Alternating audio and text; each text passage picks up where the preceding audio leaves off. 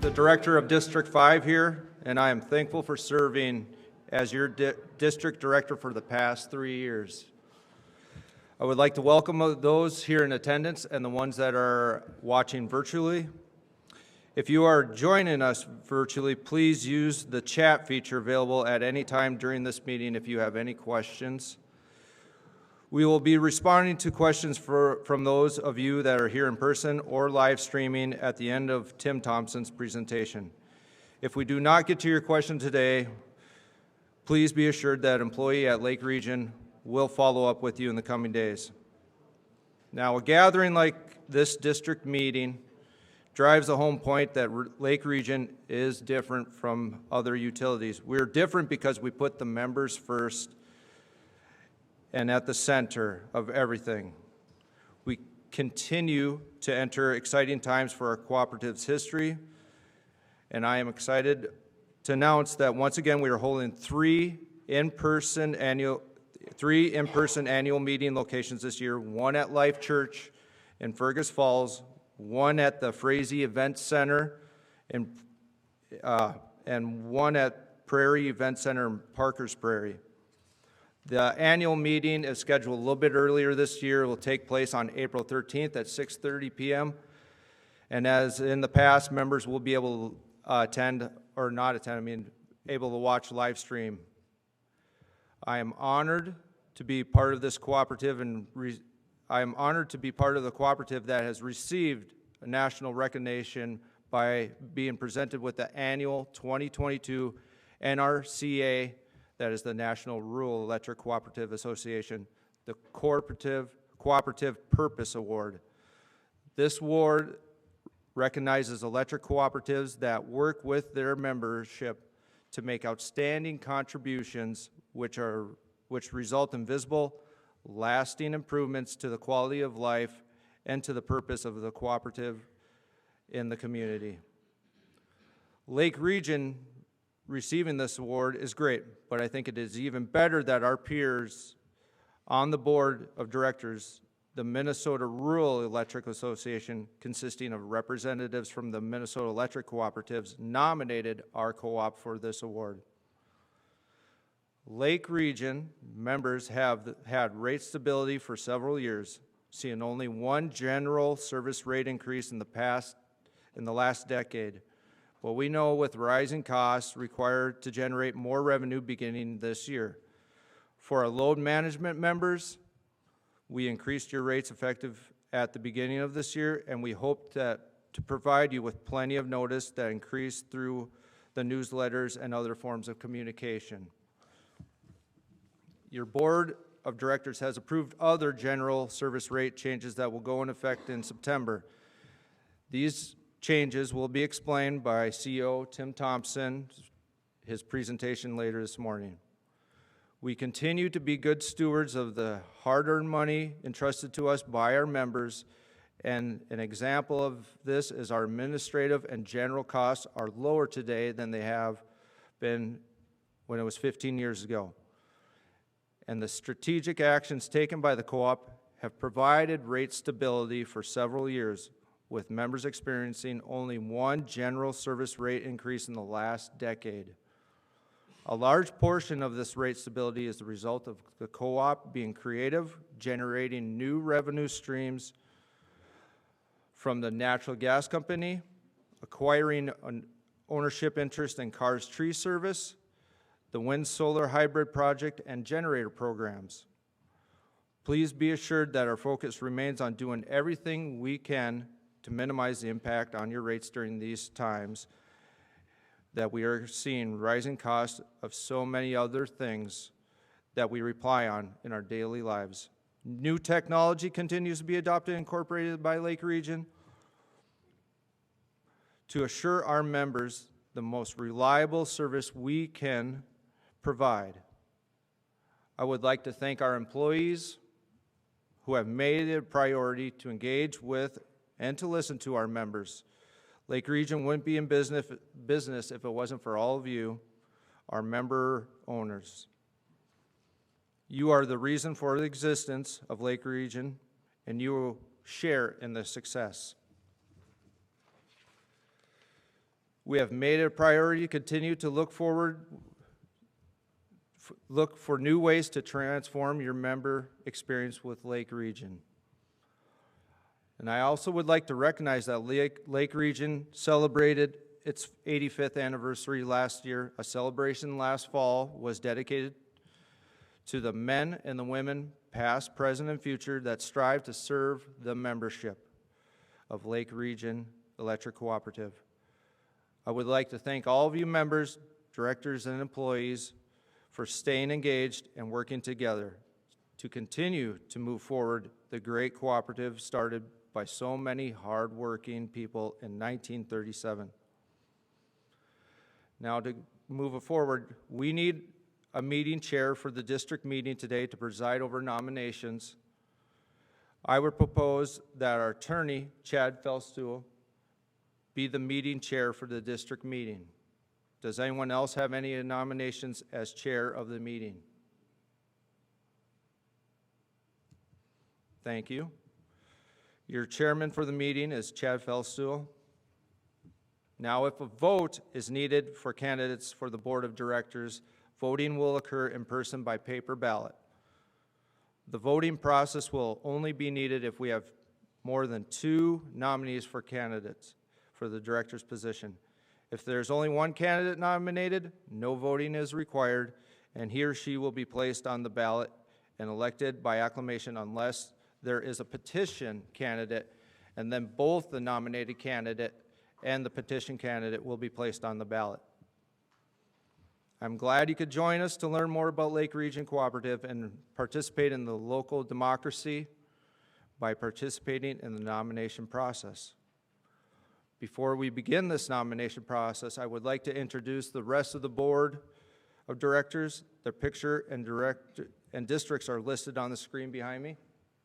I guess you can't see it, but we have Kurt Kruger from Rosse in District 1, Cecil Bud Hensel from Frazee in District 2, Mike Brazel from Perham area, District 3, Earl Rydell from the Dent area, District 4, myself here in District 5, Charlie Blix from Pelican Rapids area of District 6, Tom Jenin from the Fergus Falls area, District 7, Sid Wisness from the Battle Lake area of District 8, Gary Olson from the Parkers Prairie area, District 9. Our meeting will now continue with nominations. Our meeting chair will guide us through this process. Chad?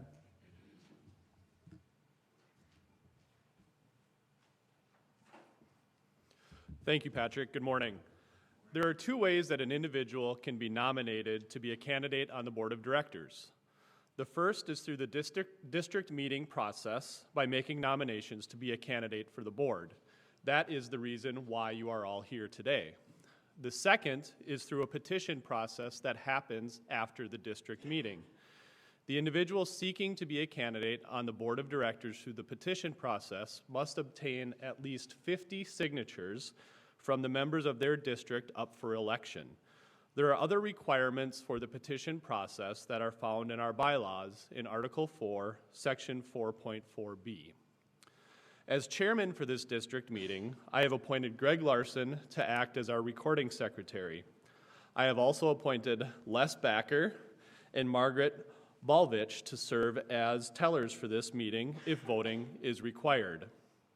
The tellers will physically count the ballots cast by those of you here in person and certify to the members the results of this district balloting process. Since more than 10 members of this district are present here in person, I declare that we have a quorum.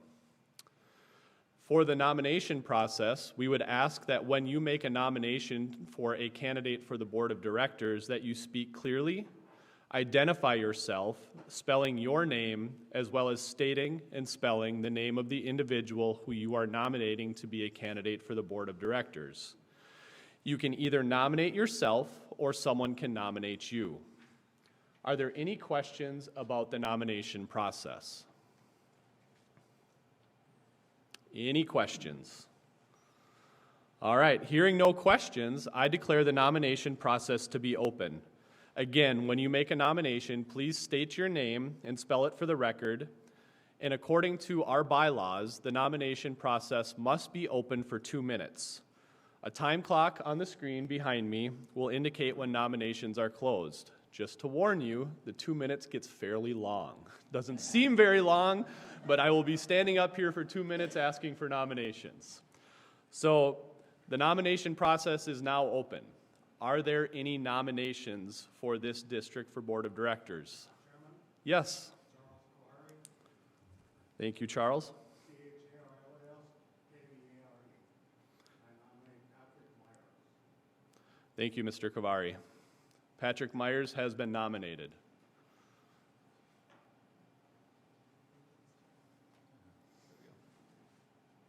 So now you get a little more than 2 minutes.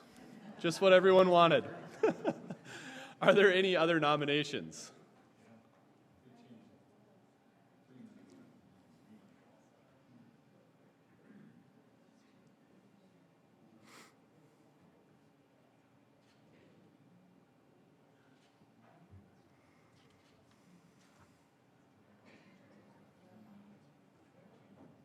Are there any other nominations?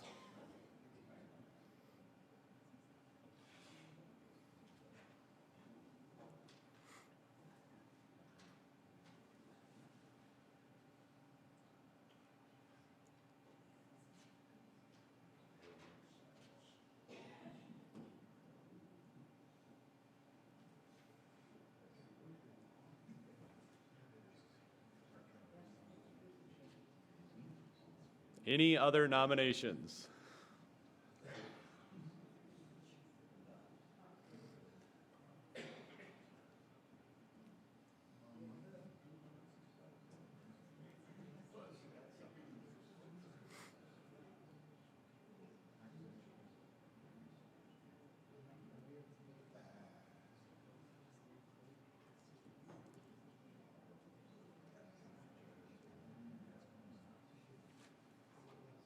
Any other nominations?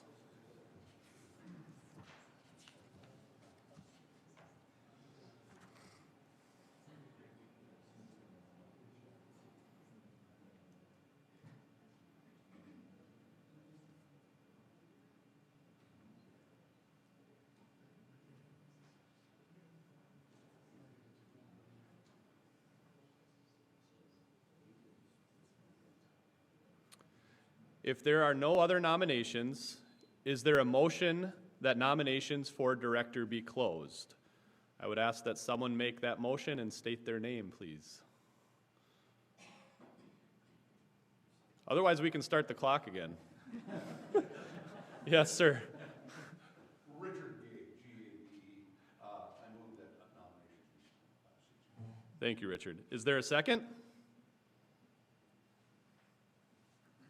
Your name, sir? Don Lenderson, L-E-E-N-D-E-R, yes, again, I recommend the nomination be closed. Thank you. It's been moved and seconded that nominations for director be closed. Those in favor signify by saying aye. Aye. All opposed signify by saying no. The motion carries. Mr. Myers, would you please stand? To the best of your knowledge, do you meet the qualifications for director? If so, please answer yes. Yes. Would you like to speak to the group? Give 'em a little history. Here we go. Hear me a little bit more. A little bit about where I came from. Originally from North Dakota, transplant here. Grew up on a farm, Galesburg, North Dakota, to be precise. Nice childhood. Have 3 older brothers, and just decided to run away from them as a little boy would do, and I just ended up here in Minnesota. You know. And got married to Emily, my wife, part of the Fair Hills family. She works on the wildflower side here down the road, and I farm land right around the area here. And when I heard that there was a chance to be on the or run for the board of directors and get a little more touch with politics, I figured I'd throw my hat in the ring. I realized that maybe I don't see enough of that in farming with politics. But this is a great opportunity, and everything that I've seen in the boardroom is well-handled, and can't thank Tim enough for what he's doing for our co-op, leading the whole group and everything, and just proud to serve for you again. Thank you.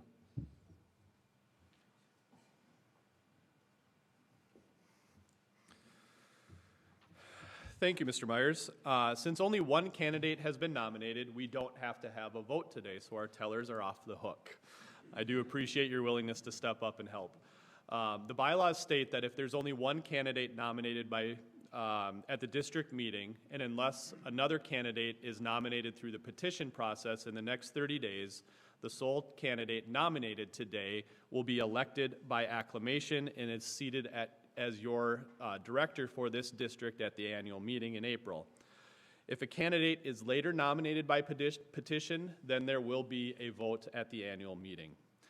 Now I would like to invite Lake Region CEO Tim Thompson to share his presentation that he has prepared for you.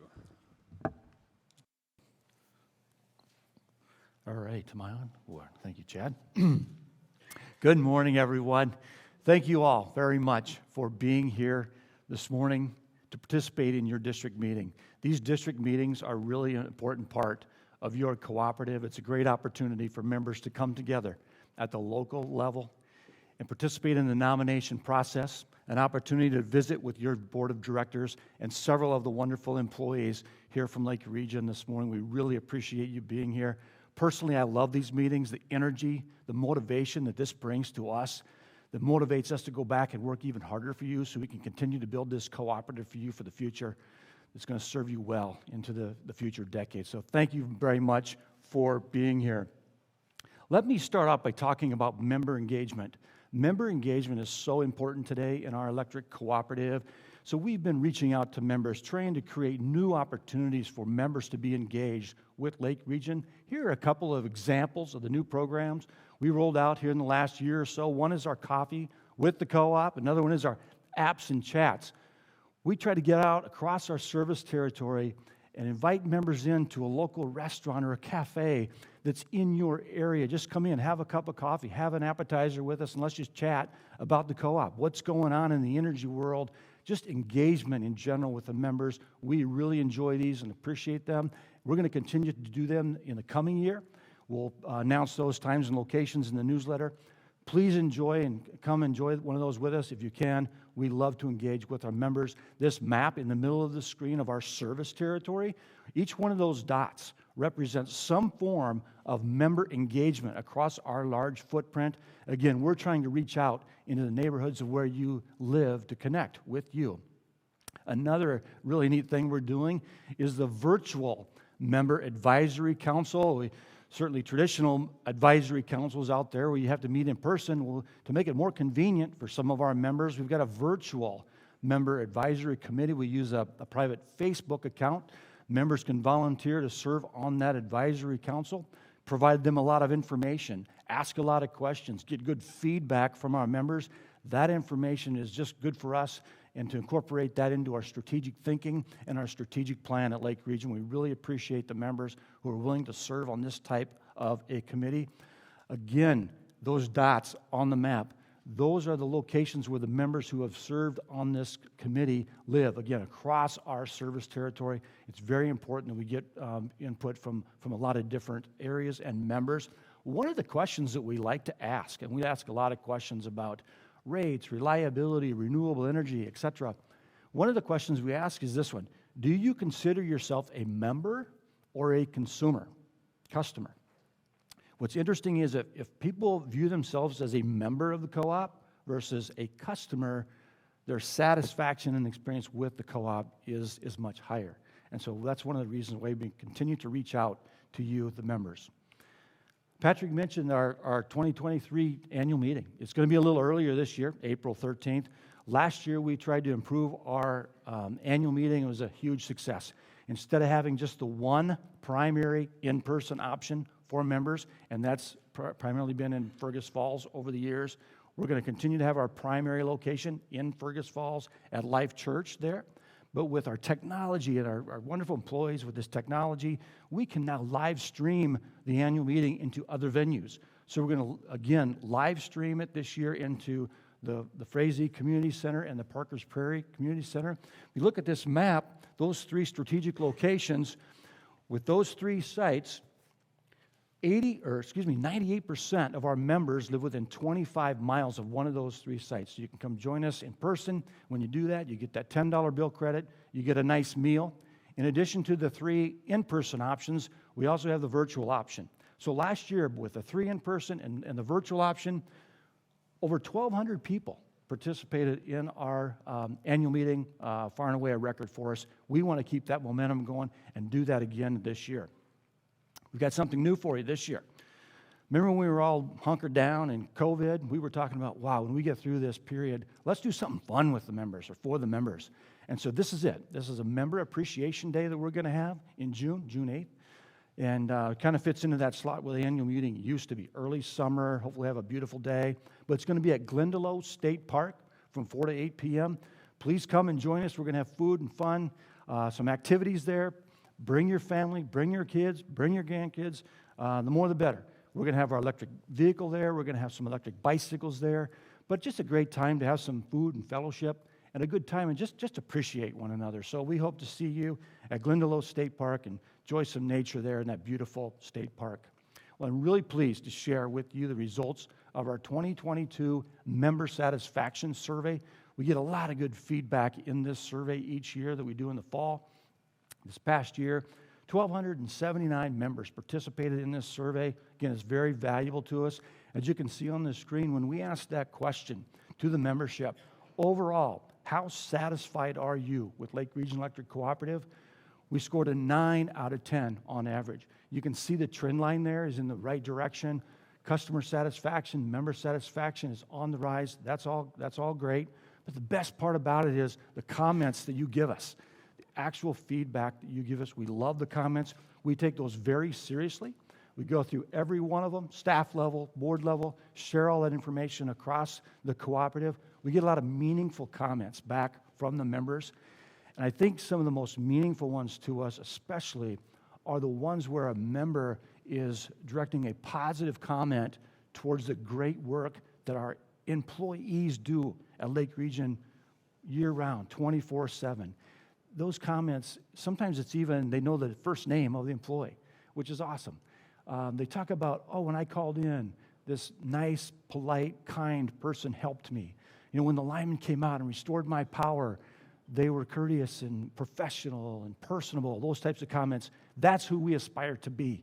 You know, we don't control a lot of things in our role anymore, but we do control how we interact with one another. And as a locally owned member co-op that you own, that's where we want to be. So thank you for your feedback.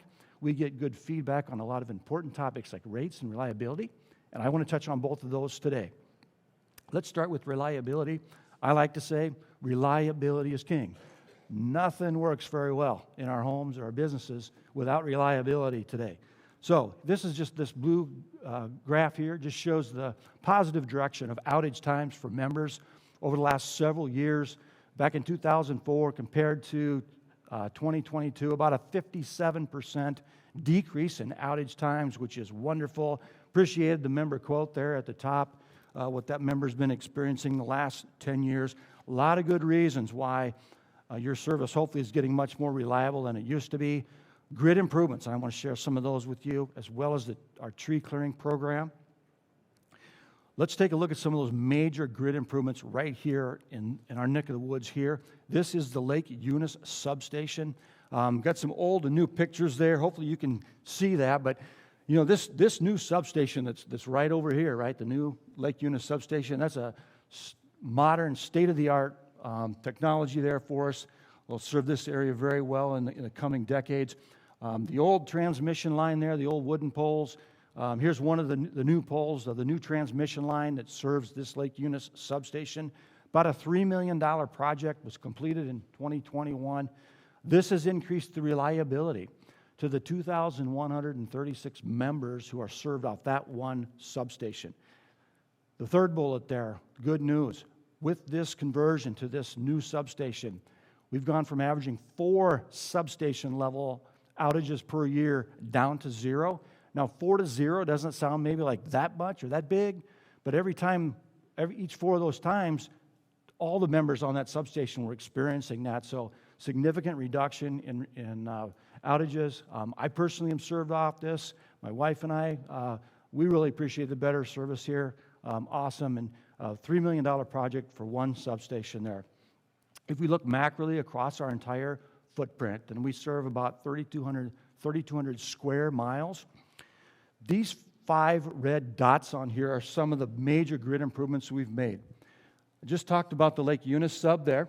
The Frazee substation, that's a GRE-owned transmission level substation, $10 million project. The substation part of that is done. One part of that project is left. An additional transmission line is going to be built into that substation to have another source there, which is wonderful. The Lake Schuster substation near Perham, that's a Great River Energy, again, transmission level substation that serves multiple Lake Region substations, brand new, a new source into the area, very good for our reliability and future power supply as we continue to grow in this area. The Henning substation, again, that's a GRE-owned transmission substation, about a $1.2 million project there, serves a couple of Lake Region substations. And then the 10 Mile Lake substation that Lake Region owns, we upgraded that here a few years ago. What this green area shows is across our footprint, all these green areas should now be experiencing better reliability just because of those big 5 projects. So that represents about 20,000 of our consumers, about 69% of our entire consumers. We've also developed a distribution grid improvement program, as we call it. This is all about utilizing new technology, innovation, enhanced employee engagement.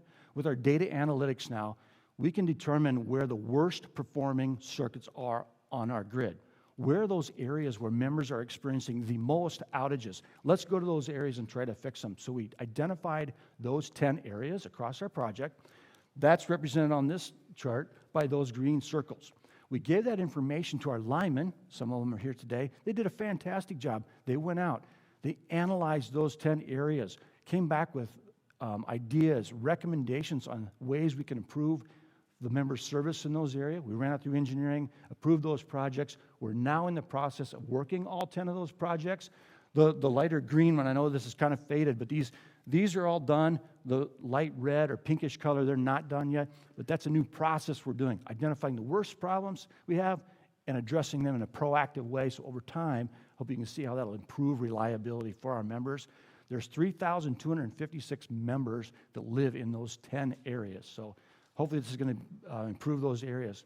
The other thing that's exciting about Lake Region is we're using new technology. I'm so thankful to work for a board of directors who is willing to invest in new technology to improve reliability for our members, improve your quality of life. One example is the Exactor technology. Think about this, approximately 37% of our outages are caused by equipment failure or unknown causes of the outages. I want to just briefly explain how this Exactor technology works. This is all about trying to find a small problem before it becomes a big problem. So the first step of this process over on this side of the screen where the truck is, you see that yellow box on the hood there. That's part of the Exactor technology. That equipment in a vehicle going down the road at the regular speed limit, as it passes the power line, parallel to the power line, it's sensing that power line. You make 4 passes with it, and it's recording and sensing that each 4 times. When you're done with those 4 passes, it'll give us information that says you need to go to this exact point and analyze what's there. So the second step is, for example, it said go to this pole. So we go to that pole, and we take this device, and you scan it over the equipment up there. There's 3 insulators up on that 3-phase pole. And when you go over that insulator up there, if it makes a certain noise or sound, you know you've found a problem. It's a piece of equipment that's in a pre-fail state. And what's great about this is if we can recognize those pieces of equipment on our system and fix them before they cause an outage for you, we're going to improve your reliability. The other part I love about it is if our linemen, if we can identify these situations in a proactive manner, and they can go out and fix that and replace that insulator on a nice, calm day like this before it causes the outage, versus waiting until it fails And maybe that's at night. Maybe that's during a rainstorm or a blizzard where they have to go out in those terrible conditions. It just makes it safer for us to fix that situation with this Exactor technology. We have now scanned over 1,400 miles of our power line. We'll continue to do that as we get around our entire system. Another really exciting technology that we are just starting to use relates to our vegetation management program. We've done a pretty good job the last 10, 15 years of improving our vegetation management program. We are now going to be using what's called AI-technology to go to the next level, vegetation management 2.0, if you will. How this technology works, well, think about this first. 22% of our outages are caused by tree outages, okay? And your board of directors just approved $2 million that we are going to use in 2023 for our vegetation management clearing program in 2023 alone. How this technology works is satellite imagery over here of our system is captured from multiple angles, okay? This technology then monitors the clearances between the power line and the trees around the power line, ultimately creating a comprehensive tree plan for us. It's going to give us a plan, a multi-year plan. Here's where our clearances are the worst. Here's where they're not so bad. It's going to be a multi-year plan. It's going to estimate how much we need to spend over multiple years. And we think this is going to be a much more efficient way to analyze our system using satellite technology and artificial intelligence instead of trying to drive around and look at things manually. So really excited about this. We don't have our first report, comprehensive plan, back yet. We should be getting it soon. But that's going to really drive our vegetation management plan in the future years. And hopefully we can reduce that 22% of outages caused by trees. Shifting a little bit on reliability, but staying with reliability, I want to talk about power supply, where our electricity comes from. One of the questions we get now is, hey, we saw in California there was rolling blackouts. We saw in Texas there was rolling blackouts, right? Just recently, the Tennessee Valley TVA, the Tennessee Valley Authority, down in the Tennessee, Alabama, Kentucky area, they just had rolling blackouts. So I want to address that question.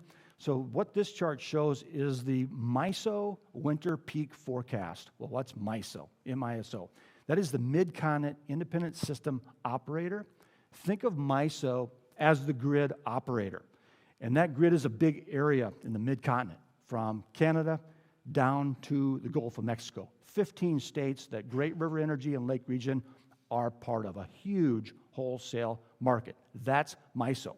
Here is their projections for the 3 winter months this year. Of course, we're already through December, but what this shows, this lighter blue, for the whole MISO footprint, that 15-state area, this is what they projected to forecast it to be the load right here. What this chart is the capacity. So you can see we have a reasonable reserve. This is what we're expected to use. This is what we expect to have. This is the generation, and this is the load.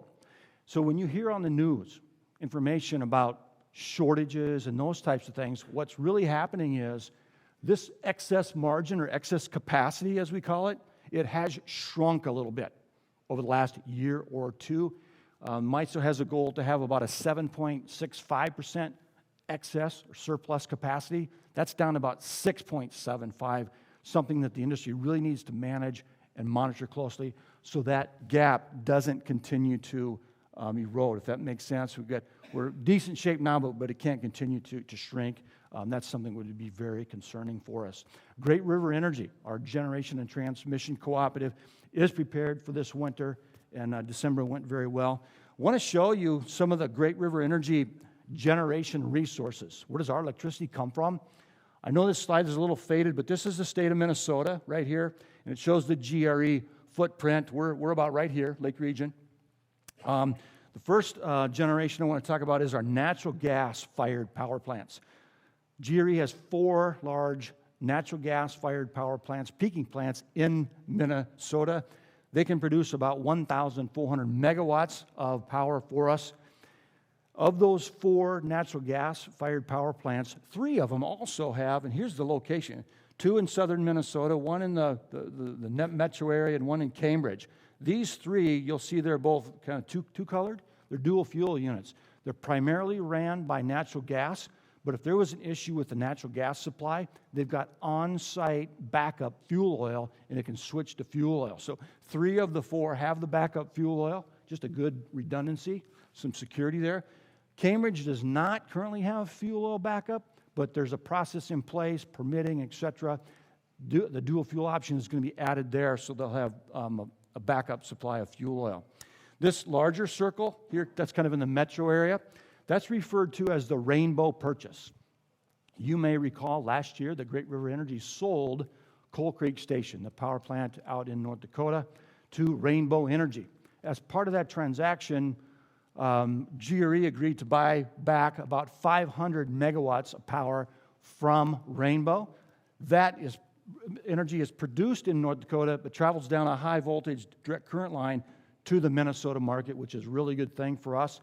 In addition to that 500 megawatts, on that same transmission line, GRE is, in some point here in the near future, they're going to be buying more power out of a wind farm in North Dakota, about 400 megawatts.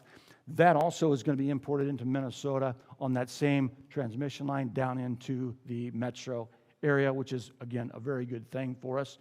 Another power plant that GRE owns is Spirit Wood Station in North Dakota there. Hope you can see that little dot. It's a newer coal plant.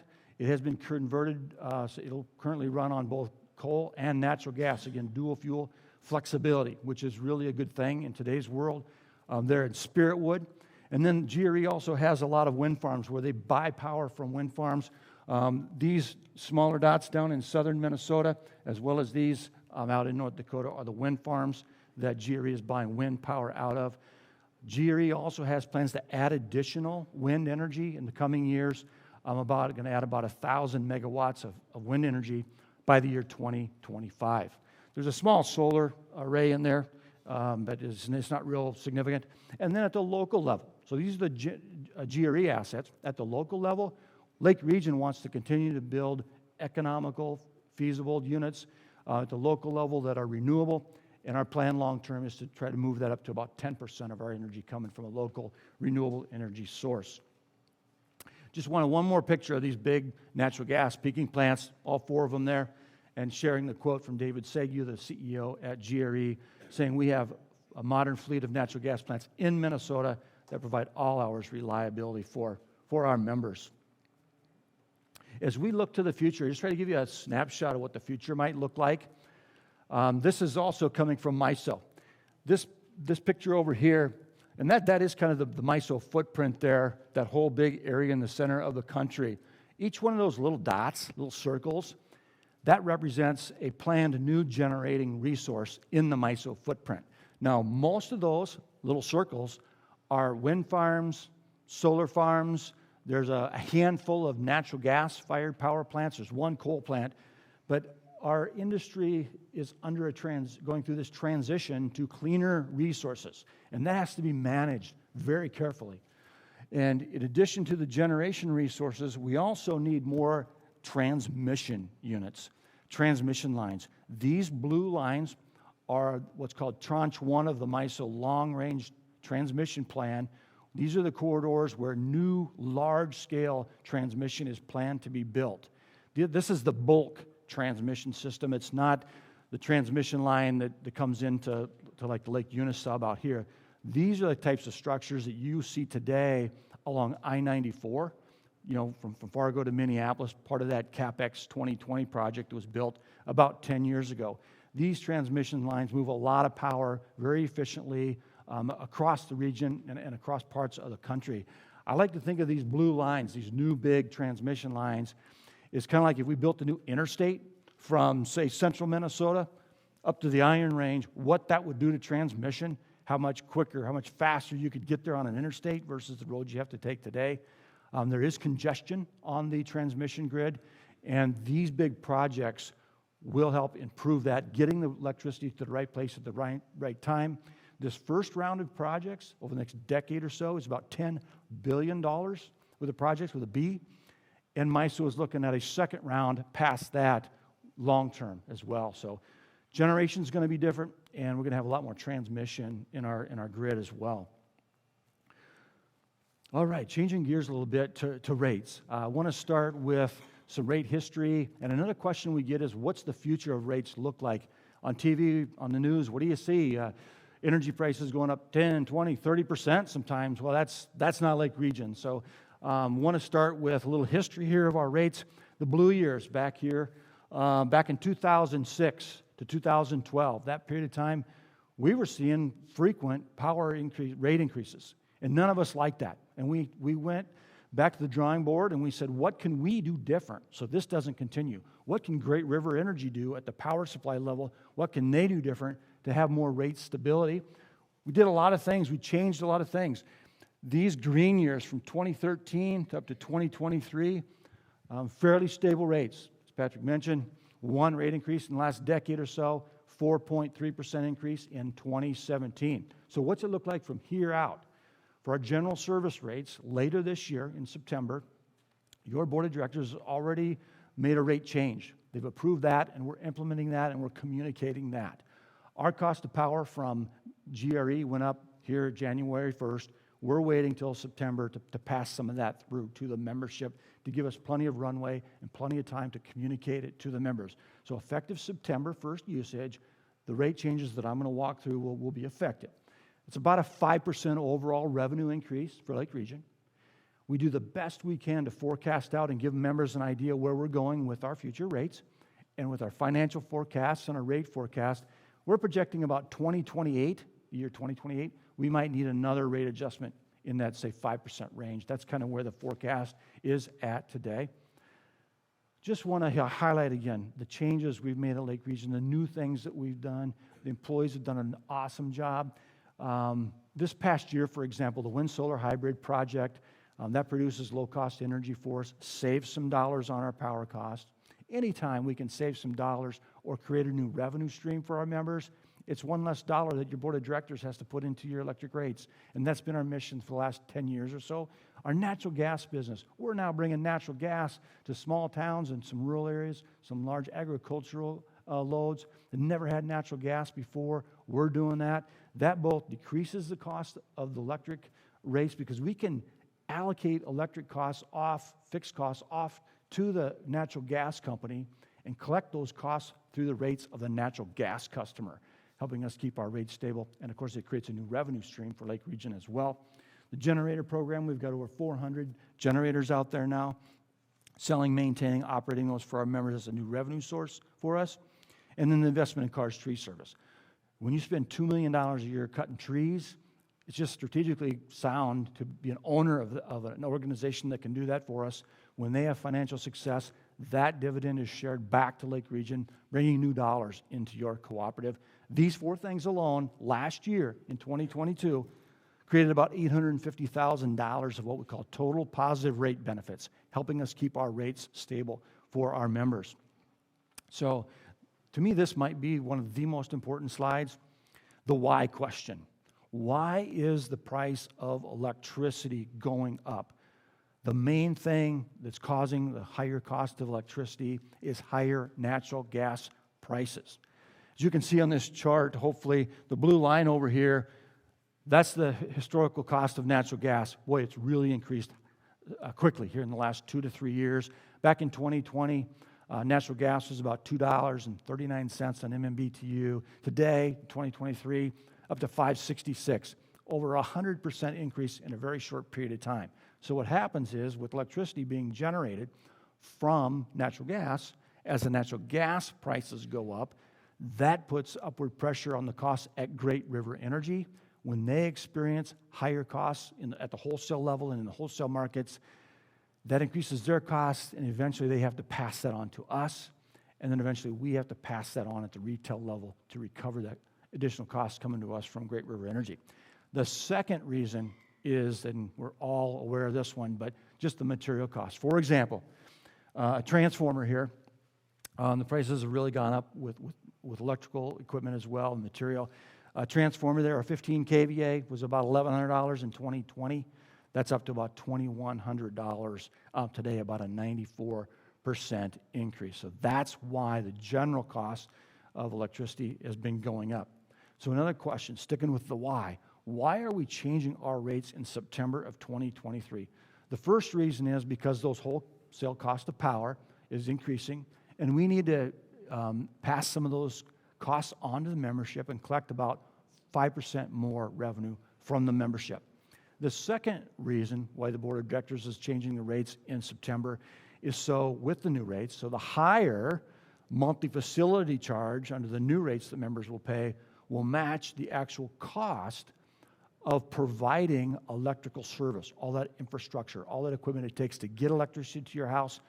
That costs $39 a month, and all the board's doing is raising the rate to match that. And I'll talk more detail on that. The last reason, the third reason there, is so the energy charges that we pay, the lower energy charges that we will pay under the new rate structure, will more closely align with the actual cost of the electricity itself.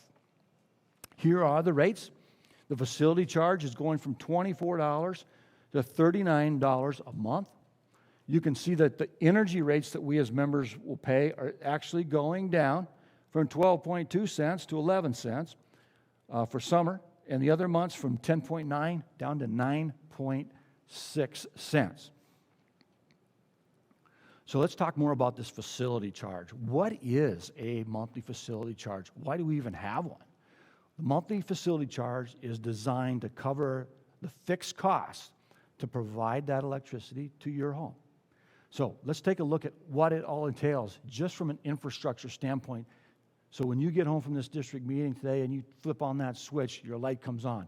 This is all the hardware, all the equipment, all the fixed costs it takes, regardless of how much electricity you use.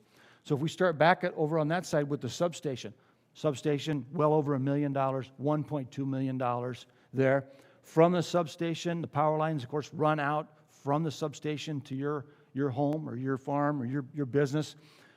We have members that live 10, 12, 13 miles from a substation. The cost for a mile of line today is anywhere from $60,000 to $95,000 per mile, depending on single phase or a three-phase type of a line.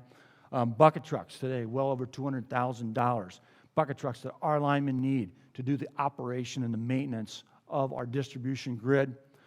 Transformers, we talked a little bit about those already. Pole-mounted transformer, about $2,100, and a meter, about $200. That's what it takes to allow that power to flow to your home when you flip that switch. So we've done a comprehensive cost of service study completed by a company called Star Energy. The engineer that did the cost of service study for Lake Region, she is a member of Lake Region, and the analysis showed that for all these costs, to provide that service was $39 a month. And so with the rate change, again, all the board's doing is setting the rate to match that cost. If it costs $39, we're going to pay $39.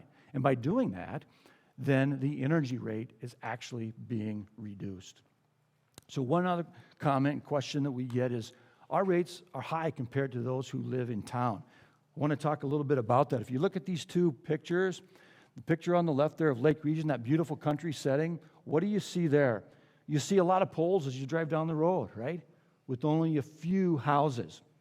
We only have about 5 customers per every 1 mile of power line, where Xcel Energy, an investor-owned utility who serves just the towns, by the way, 85 years ago when the co-op started, they didn't want to serve the rural areas. They left that for electric cooperatives. They have about 46 customers per mile. You can see that on the picture in town, 3 houses there and only 1 pole. So it takes a tremendous amount of infrastructure spread across a very large area in the rural areas with only a few number of customers to recover those costs. I like using these wires to demonstrate this a little further. This first wire here. Pretend with me that this is 1 mile of power line of Lake Region. And if you can see these pieces of tape wrapped around this wire, there's 5 of them. So every 1 mile of power line on our grid at Lake Region, we only have 5 customers to pay for that 1 mile of line. Huge difference compared to Xcel Energy. For example, this is what their 1 mile of line looks like. They have 46 customers per mile to collect the cost of their 1 mile of power line. So if you think about how that affects our rate structure, for us, with 5 customers per mile, that monthly facility charge is $39 with Xcel. With 46 customers per mile, it's only $8 per month. And that density issue, very few number of customers per mile, is why the electricity is going to be more expensive in a rural area. If you're curious like I am, let's take a look at how our $39 per month, the new rate, effective September 1, compares to other utilities. On the low end down there at $8, hope you can see that, those are the investor-owned utilities, Minnesota Power, Xcel Energy, some municipals that just serve the towns. Their facility charge is going to be quite a bit less than ours. You can see they range all the way up to over $50 per month. The utilities towards the right-hand side of the screen, those are electric cooperatives, and we're going from 24 to 39. We also expect other utilities to be going through a similar process with their rate changes, and so this slide really isn't updated, but we've updated ours, and we expect a few others to change as well. So we've talked about a lot of things here on the rates, haven't we? We've talked about the why electricity is going up, natural gas prices, transformer costs going up, driving up costs in general. We've talked about this rate structure change for Lake Region, where the facility charge is going to be going up, the energy charge is going to be going down. So, as members of Lake Region, how does this affect all of us as individuals? That's really important, and by the time you leave today, we want you to have a good understanding of that. So, let's look at 3 examples. Let's say you're a relatively small user of electricity. You only use 500 kilowatt hours per month. At 500 kilowatt hours a month, if the facility charge goes up $15 a month and the energy charge goes down, you're going to see a bigger impact. That's going to be about $8.50 per month impact there for a small user. If you're a 1,000 kilowatt hour user per month, same thing. If the facility charge goes up and your energy rate goes down at 1,000 kilowatt hours, you're only going to see about a $2 per month increase. Now, if you're a larger user and you use about 2,000 kilowatt hours a month, you're actually going to pay about $11 per month less. So depending on your level of kilowatt hour usage is how it's going to impact your bill. So before you leave today, if you haven't already, I'm so thankful the employees were at the rate booth out here in the entryway where they can do a bill calc for you, so we can actually take your usage, do a calculation for the current rates, and do a calculation for the new rates that will take effect in September, and show you your actual impact of how much that's going to change for you, and it's going to be largely driven by the amount of electricity that you use. So if you haven't had a chance to get your printout of that impact for you as an individual, please see our employees at the rate booth there. Patrick also mentioned the load management changes that have already gone into effect here January 1st. We've been communicating that in the newsletter. So if you're on one of our dual fuel or load management programs, you're probably well aware of this. If we look at our dual fuel program, and that rate actually hasn't changed since 2008, so we've done a good job of keeping that one very stable for a long period of time. But the average dual fuel user, for example, will see about a $14 per month increase for the heating months of the season from November through March. With this increase, it is still a little cheaper than propane as a comparative fuel. So hopefully that makes sense to you. Our costs gone up, and we're simply passing that cost on to the load management programs as well. So how did your co-op do in 2022 financially? Having this early district meeting, don't have our final 2022 financial statements yet, so these are estimated at this point.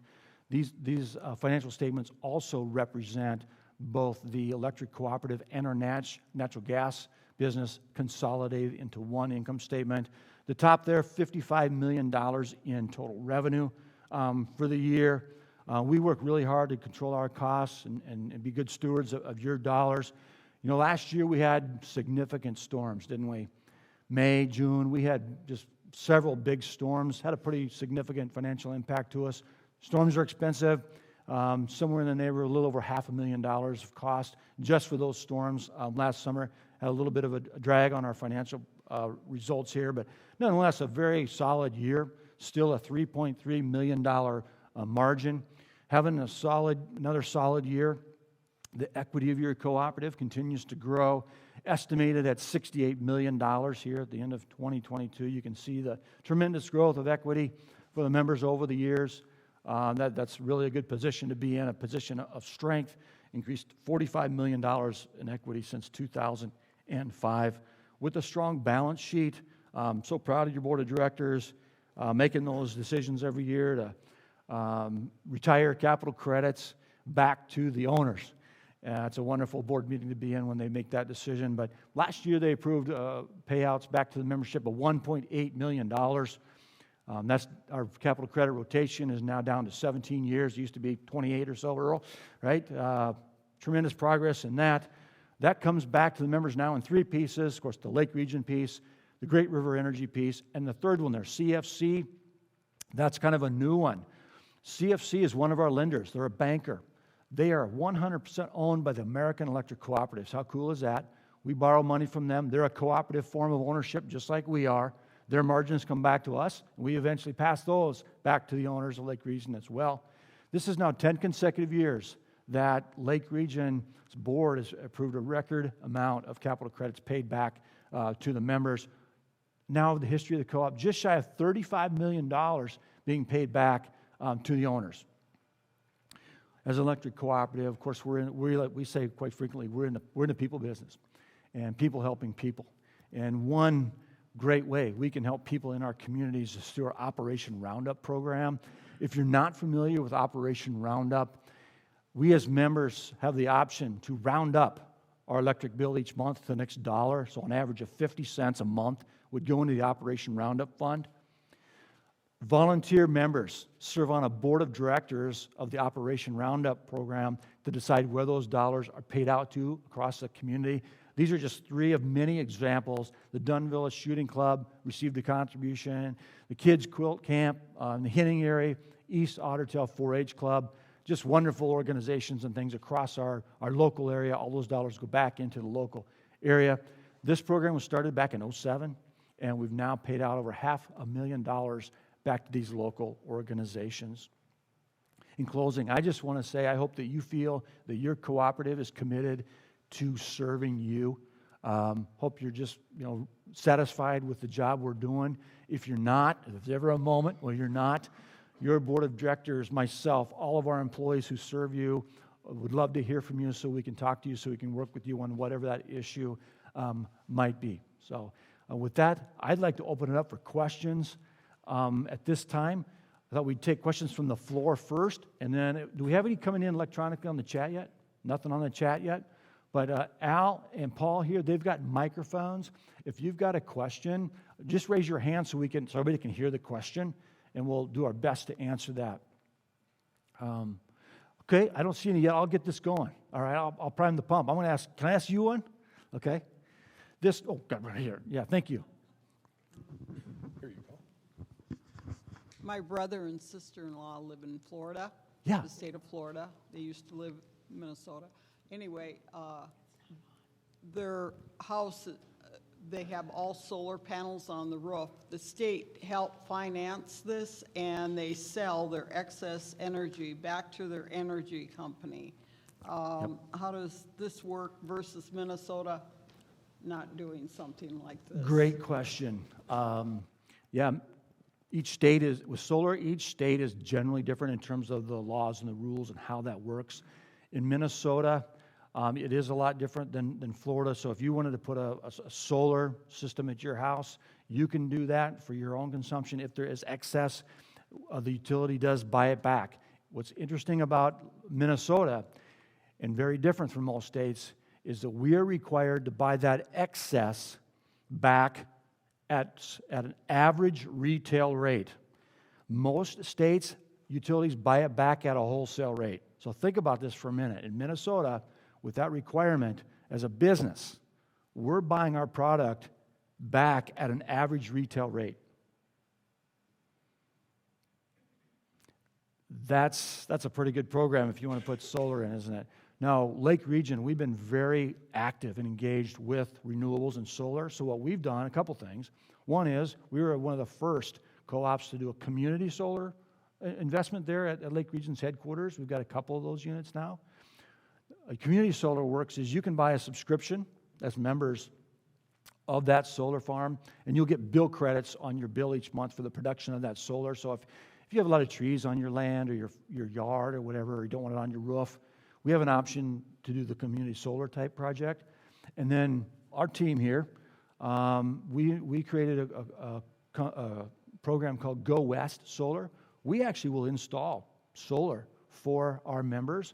And what we do with ours program is we tilt them a little bit to the west. And the reason we do that is because in the late afternoon and the early evening hours, that's when the demand is peaking.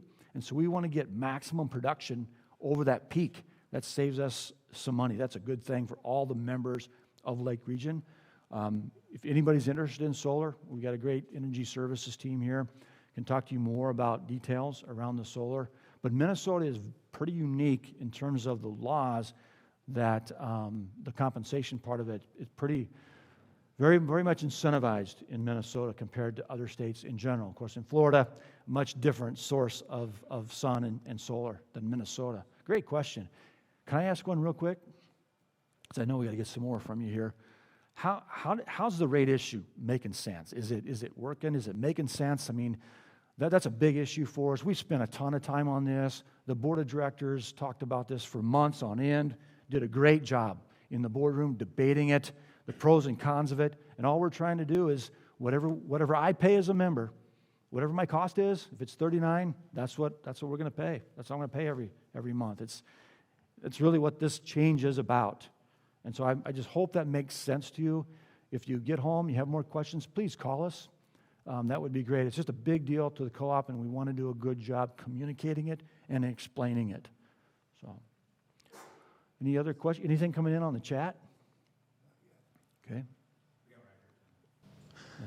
Thank you for the information. Very interesting, very informative. I'm going to switch gears here a little bit. I have a question that's probably out there. But my question is, what measures has Lake Region, GRA, XL, whomever, to protect our grid from attack or whatever? Wow, great question. The big two things, one is cybersecurity attack, right? And now, what are we seeing now? Physical attacks on substations, right? North Carolina, Washington State. Read this morning, the 4 people that were involved with the Washington State shooting of the substation apparently did that so the power would go out so they could steal stuff, right? That's what's going on. It's very, very disheartening. Cybersecurity, utilities, Lake Region, GRE, XL, local level to federal level, federal government. A lot of work has been done over many years in cybersecurity to protect our grid, both protect our information, your member information that we have in our system, as well as the distribution and the transmission. Probably a bigger issue at the transmission level than the local distribution level, but a lot of technology, of course, a lot of firewalls and those types of things being done, a lot of research, constantly trying to stay ahead of it so we can avoid having a problem with attacks. The conversation right now on the physical side, you know, for our substations, for example, do we build walls around substations? You know, do we sandbag around our substations? These are things that are being talked about. Do we put in high-resolution cameras? Do we form a community watch program where, well, if you see something in your neck of the woods that's suspicious, let the authorities know? I mean, there's a lot of just ideas and things going on, but that's going to be a tough one, honestly. If somebody wants to do something, it's really, really hard to defend all of that. So, yeah, really, really a sad state. Yeah.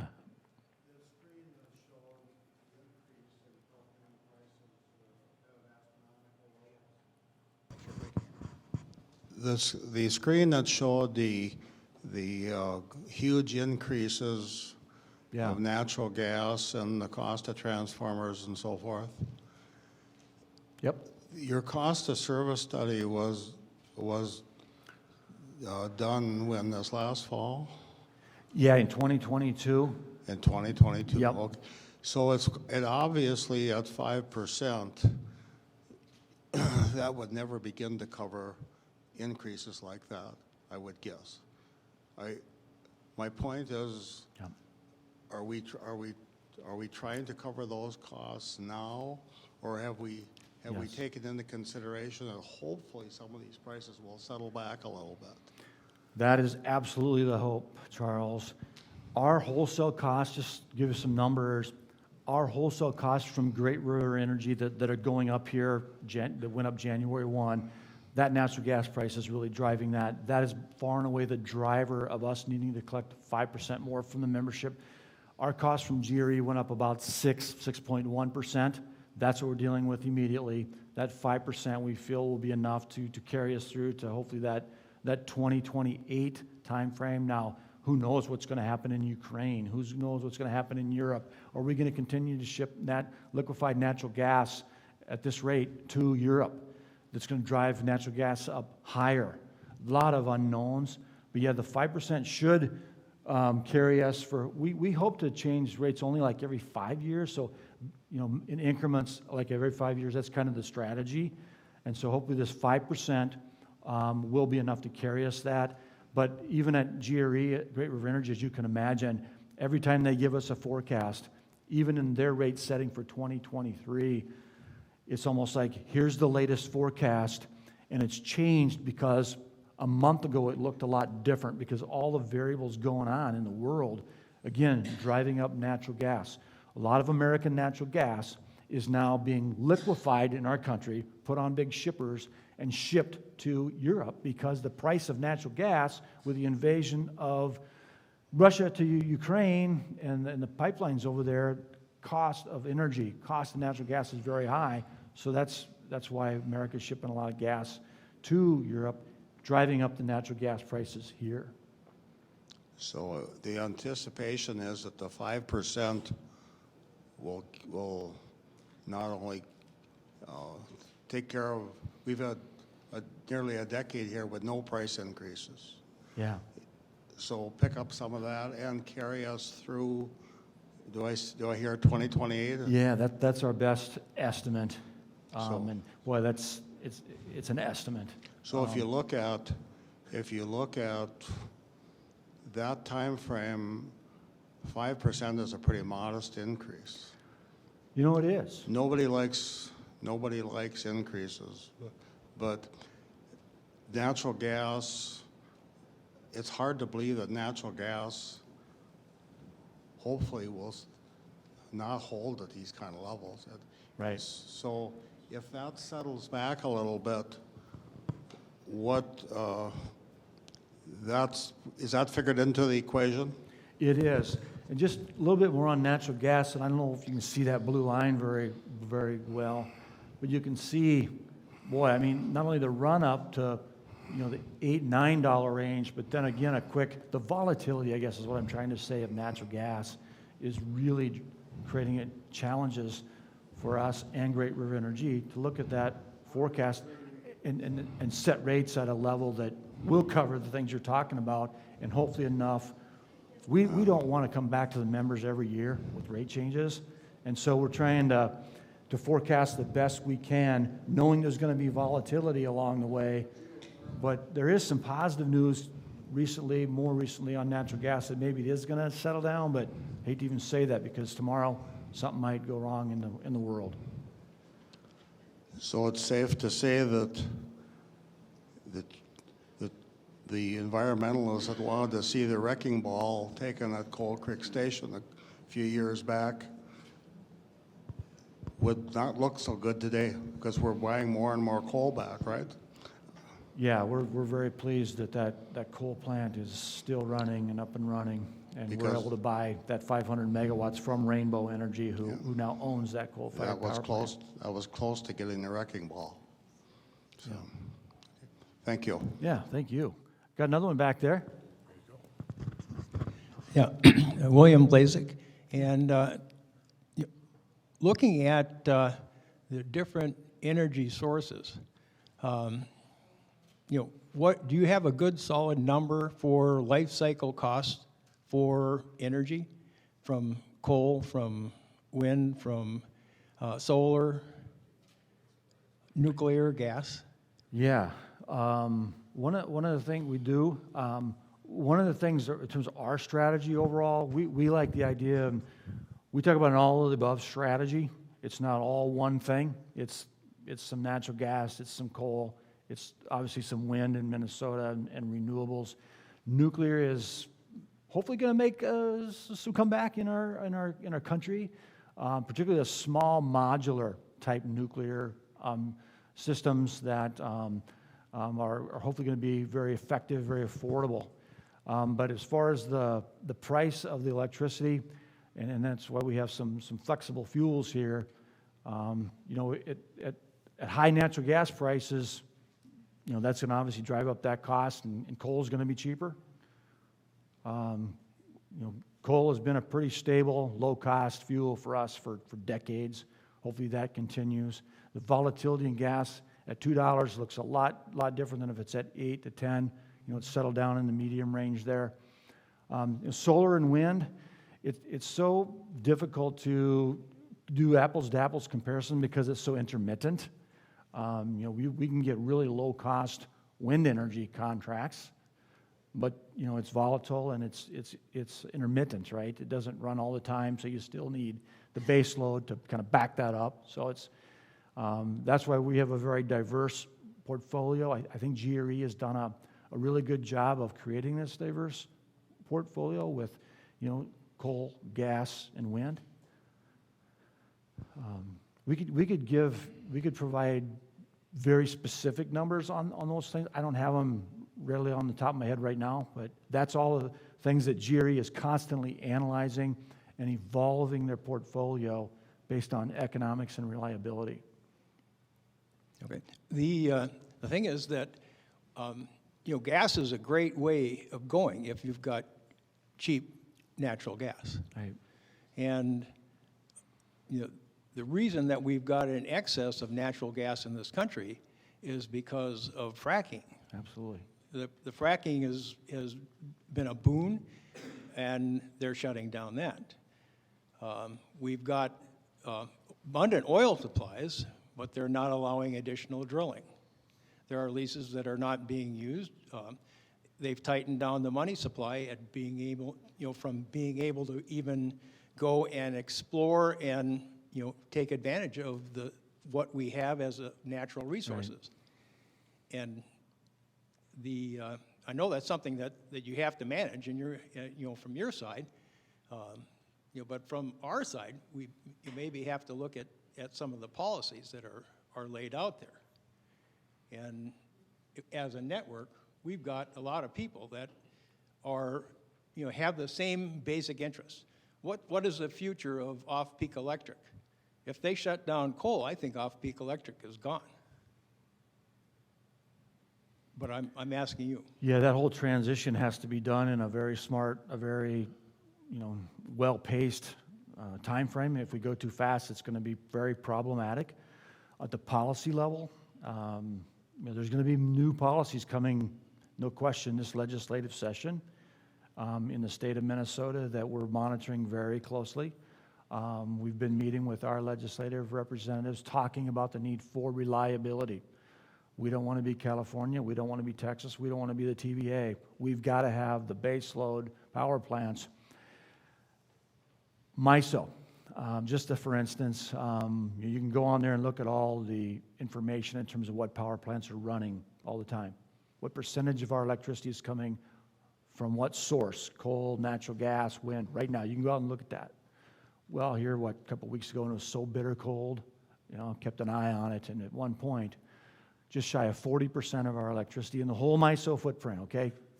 15 states was just shy of 40% from coal. Low 30s was coming from natural gas. The rest was the other renewables. And we're good with renewables. We want to do more renewables. It's just got to be done in a way that's smart and doesn't affect reliability. So think about that much electricity on that coldest day in December.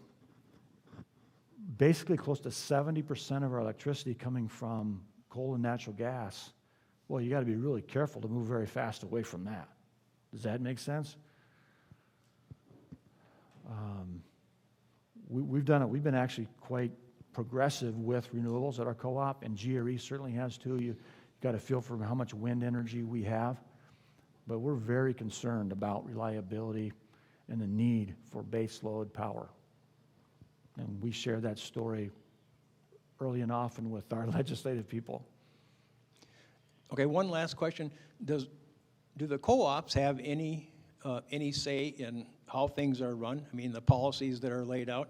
Doesn't Yes. seem like there's a lot at the state level. Yeah. I mean, if they go to a California-type policy, Right. there's going to be some massive changes, and it's going to happen very rapidly. Yeah, which is very problematic. We're very active. Co-ops are very active, local, state, and federal level in terms of overall policy. We have a national association out in Virginia called LREC.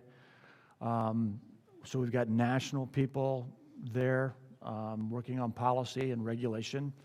Similar concept here in Minnesota, in Maple Grove. We have our statewide office with lobbyists, regulatory type people. We're constantly engaged. Your board of directors, a few of us employees, we go down to the Capitol during the session when energy bills are introduced, meet with our representatives.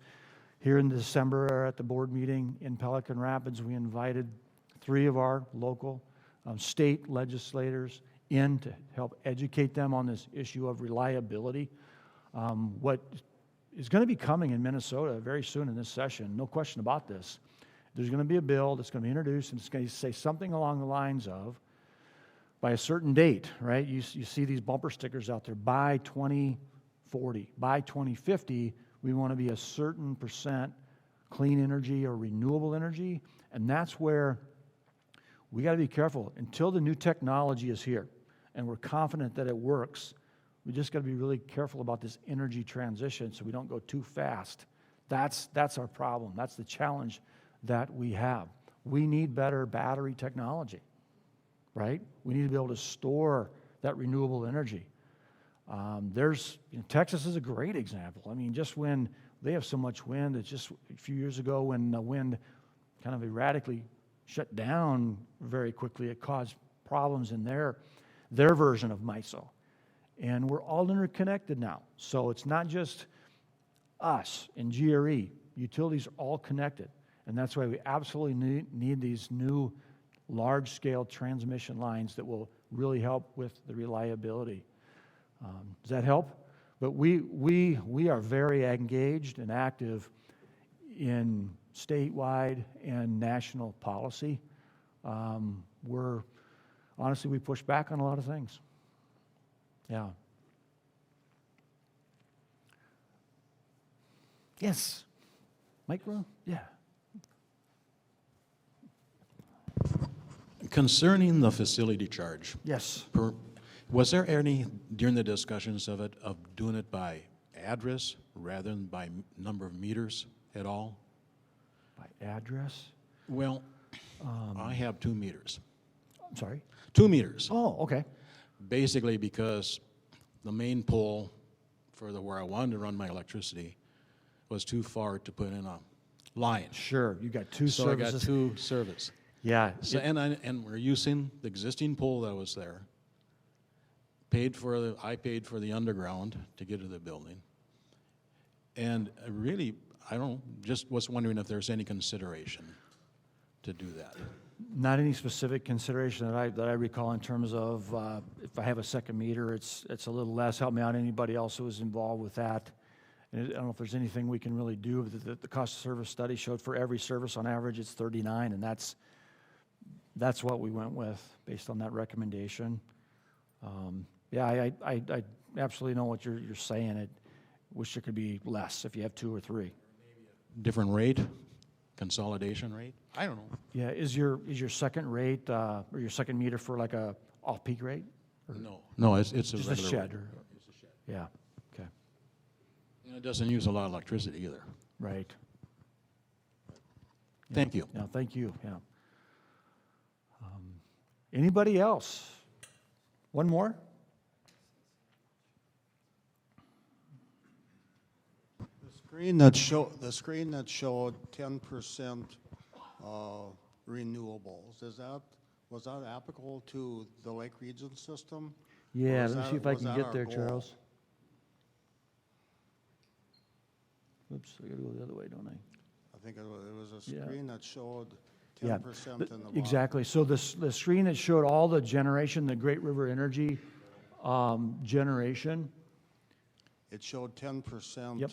Is That- that our system-wide? Yes, it is. We've done things like the wind solar hybrid project at the local level. Here we go. This the one? Okay. So that's the generation from GRE. This 10%, working with Great River Energy, we're going to have a little more flexibility going forward to do more local projects if we want to. And if we can figure out a way to make them economical for our members, we'd like to continue to do more of those.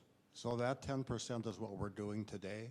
No, we're not anywhere near the 10% yet. The big one that we have is this wind solar hybrid project, and that's certainly less than 5%. And so we're going to be getting some more flexibility under our power contract with Great River Energy to do a little more. And so we're analyzing some options there now. So hopefully in the coming years, we can have another project. And again, for Lake Region, it's got to make economic sense. It's got to make sense to the members economically, as you well know, Charles, before we would do that. So the facility that we got involved in at Earhart, Yep. one turbine that we did during my time there, how was that done? Has that met the expectations? It absolutely has. It's saves Lake Region members about $250,000 a year. It's been a really good program, and actually this year might be one of our best because the way that contract was structured, if we get up to about a $9 million kilowatt hour production out of that system, anything over that, the rate drops down quite a bit that we pay. So it's going to help us. It's not huge, but it's absolutely meeting expectations. You know, that's been up and running now since 2019, I think. So it's We're about 3 years into that one? yeah. Okay. So, Very good, thank you. thank you, Charles. One over here.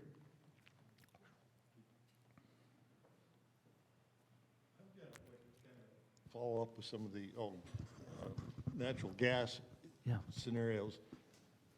Most people realize that Bakken is flaring 3 Right. times as much gas as they're using. Why isn't there something going on? What's the cost problem about building generation plants in the Bakken? Why can't we use that gas? They can sure jack the price up saying that the problem is shortage of natural gas, but we know there's no shortage of Yeah, natural gas. yeah. There's a surplus of it, it's being wasted. Right.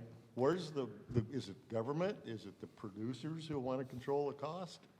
They can't tell us it's a shortage. We know Exactly. there's no shortage of natural gas. I know there's a lot of work going on that, but I'm not really directly able to answer that very well for you, to be honest. It's a great question. We're going to write that question down, and we'll maybe answer that in a newsletter or something. But that's a pretty common comment that we see. It just seems like it should be a better way to use that to our benefit than And when you can flaring see it. on Google the flaring Oh, of natural yeah. gas, Yeah, and The- they're being told there's just energy shortage. yeah. A hard pill to swallow. Yeah, And I would there's agree with you. going on in the Middle East, Russia, Siberia, the gas being flared, just, enough to power everybody free for the world. Yeah. Lots to think about in that. I mean, additional pipelines and all those things come into play, all the regulations, a lot involved. Yeah, thank you. All righty, how we doing? Anything coming in on the chat? How many people are on the chat, do we know? 7, okay. Great. All right, are we good? Anybody else? Wonderful, thank you very much.